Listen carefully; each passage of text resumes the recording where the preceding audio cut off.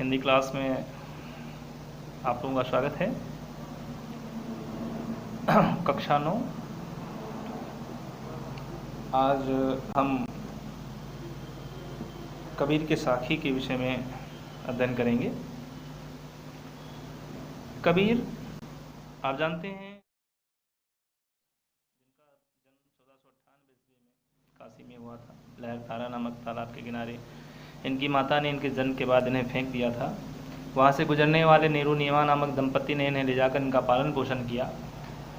परिवार की आर्थिक स्थिति अच्छी न होने के कारण इनकी पढ़ाई लिखाई अच्छे तरीके से नहीं हो पाई। फलतः साधु संतों की संगत में रहने लगे और उन्हीं के द्वारा गाए गए भजनों का गान करने लगे।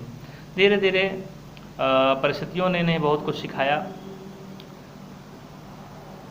एक मन में इनके टीस भी सी भरती गई समाज के प्रति, अंधविश्वास के प्रति, पाखंड के प्रति, और उन्हीं टीस को, उन्हीं कह सकते हैं विसंगतियों को ये अपनी वाणी में कहा करते थे। जो इनके साथ रहने वाले धर्मदास नामक इनके शिष्य ने उसे लिपिबद्ध कर दिया, लिख दिया, जो आगे चलकर बीजक के नाम से प्रसिद्ध हुआ। इनकी रचना मानी जाती है बीजक, जिसके 3 खंड थे, साखी, सबद, रमैनी। आज हम उसी साखी का अध्ययन करेंगे। साखी संस्कृत के साक्षी का पर्याय है, जिसका शाब्दिक अर्थ है प्रत्यक्षदर्शी, गवाह या प्रत्यक्षदर्शी। मतलब जिसने किसी घटना विशेष को अपनी आंखों के सामने होते हुए देखा, वह प्रत्यक्षदर्शी कहलाता है। कबीर का मानना था कि जो भी साखी में दोहे रखे गए, उनका मानना था कि ये सब मैंने अनुभव किया, ये मेरी आंखों के सामने घटित हुआ। इसी को साखी के नाम से यहाँ प्रस्तुत किया गया, जिसमें शिक्षाएं दी गई हैं, सीख दी गई हैं समाज को, लोगों को। इनके जीवन परिचय को बताता हुआ 4 पंक्तियाँ इस प्रकार हैं। अगर आप इन 4 पंक्तियों को याद कर लेते हैं तो जीवन परिचय लिखने में काफ़ी आपको मदद मिलेगी। कि जना ब्राह्मणी विधवा ने था काशी में सर त्याग दिया।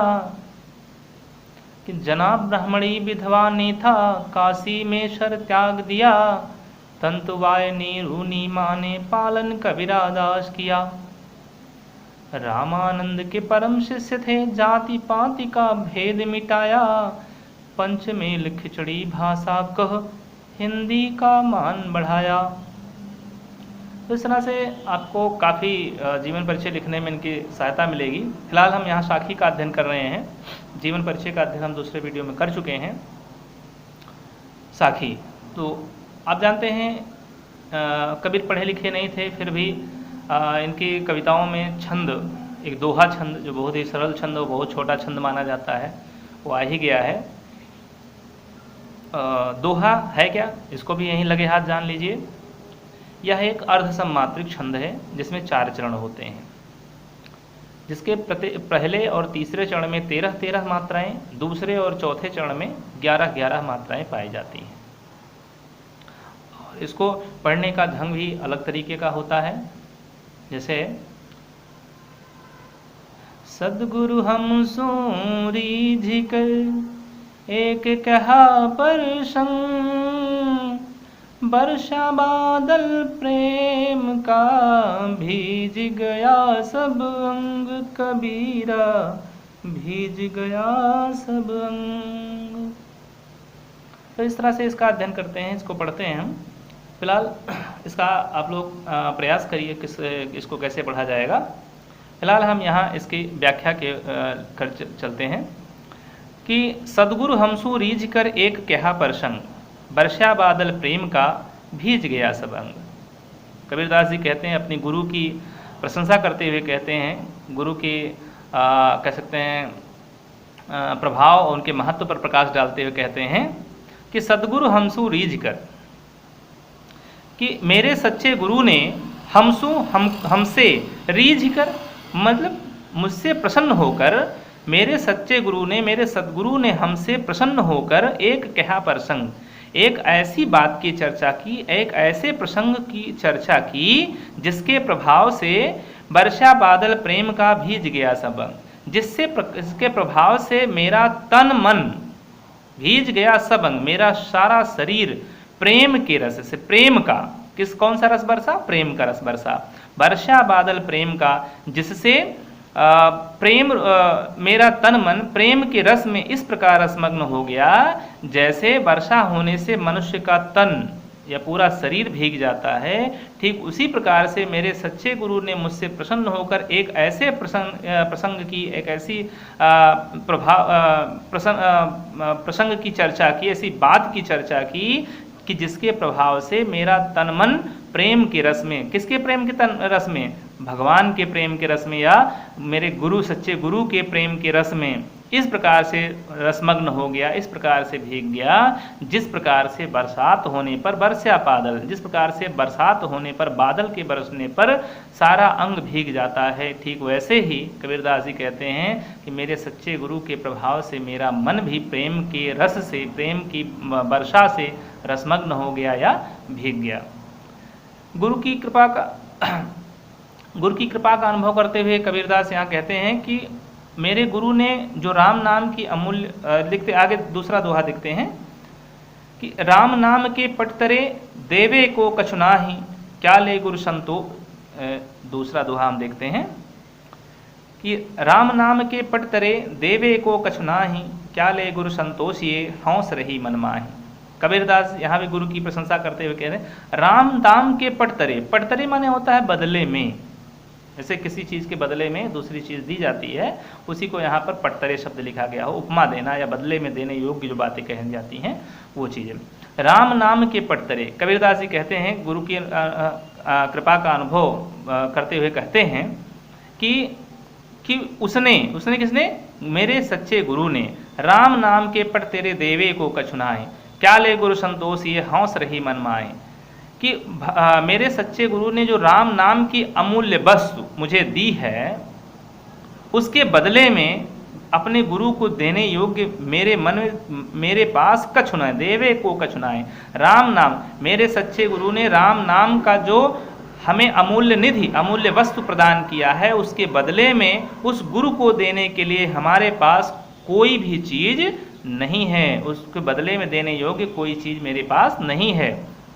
मैं अपने गुरु की कृपा से कैसे उन्नत हो पाऊंगा, कैसे निश्चित हो पाऊंगा, यही हौस, हौस माने होता है इच्छा, ठीक है। क्या ले गुरु संतोष ये हौस रही मन माही, उसके गुरु के उर्ण नहीं हो पाऊंगा।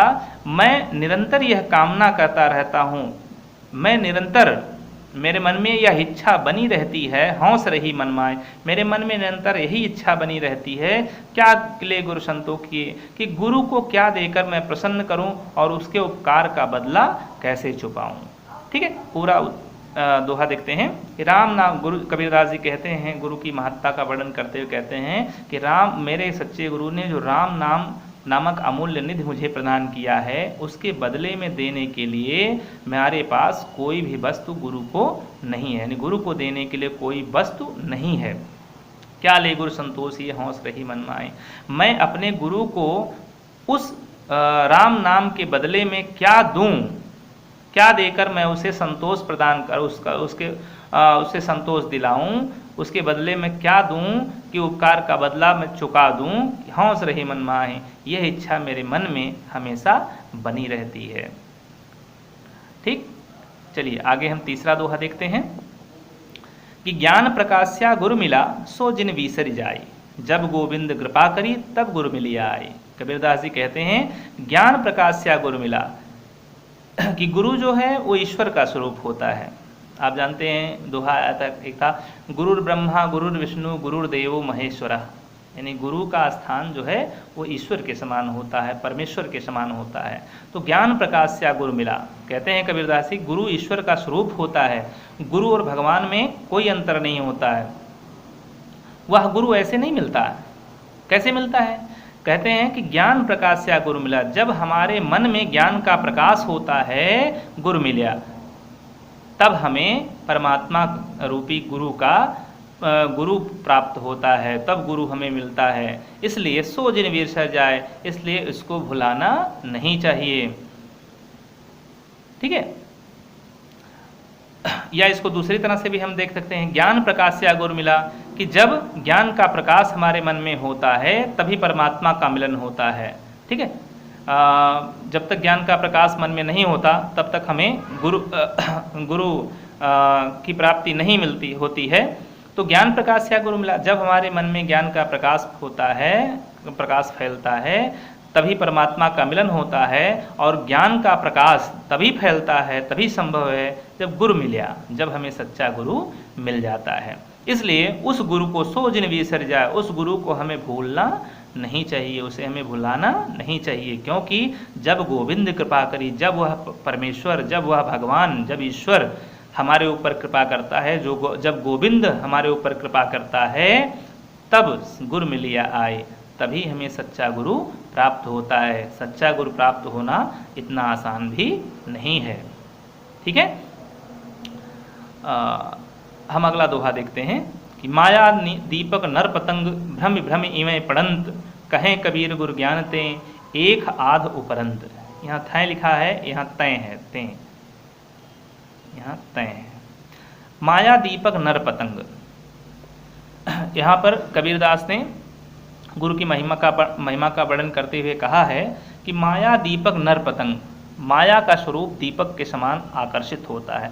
आप देखते हैं संसार में माया मोह में पूरा संसार फंसा हुआ है, कोई भी इस माया से अलग नहीं हो पाता है। ठीक है, सब इसी में पड़े रहते हैं। आपने दीपक देखा होगा, एक दृष्टांत के द्वारा इस दोहे को समझाने का प्रयास कबीरदास ने किया है कि बरसात के मौसम में जब दीपक जलते हैं तो उसकी लौ से आकर्षित होकर बहुत से कीट पतंगे उसके आसपास मंडराते रहते हैं। ठीक है, और बहुत से तो ऐसे हैं कि उसी की लौ में, दीपक की लौ में अपने पंख को झुलसा लेते हैं, बहुत से मर भी जाते हैं, बहुत से पंखहीन हो जाते हैं।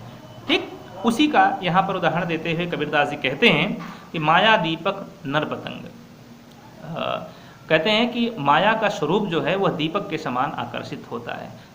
नर पतंग और मनुष्य माया से आकर्षित होकर इस भ्रम इमें पड़ंत, इस माया रूपी आकर्षण पर चिपका रहता है, इसके चक्कर काटता रहता है। जैसे दीपक पर पतंगे चक्कर काटते रहते हैं और उसी में भ्रमवश उसी में जल के मर जाते हैं।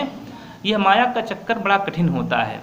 ठीक है, बस कहें कबीर गुरु ज्ञान ते, कबीरदास जी कहते हैं कि गुरु के ज्ञान के द्वारा ही एक आध उबरंद, एक आध सौभाग्यशाली ही ऐसा होता है जिसे गुरु द्वारा ज्ञान प्राप्त हो जाता है और इस माया के जाल से, माया रूपी भ्रम से वह बच जाता है। ठीक, कबीरदास जी कहते हैं कि माया दीपक नर पतंग, यह संसार माया रूपी दीपक के समान है, माया रूपी दीपक के समान है और मनुष्य यहाँ पर कीट पतंगों के समान है। जिस प्रकार से जलते हुए दीपक पर बहुत से भंवरे, बहुत से कीट पतंगे आकर्षित होते कर मंडराते रहते हैं और उसी में जल के मर भी जाते हैं, उसी तरह से यह मनुष्य भी इस माया रूपी दीपक के किनारे चक्कर लगाता रहता है।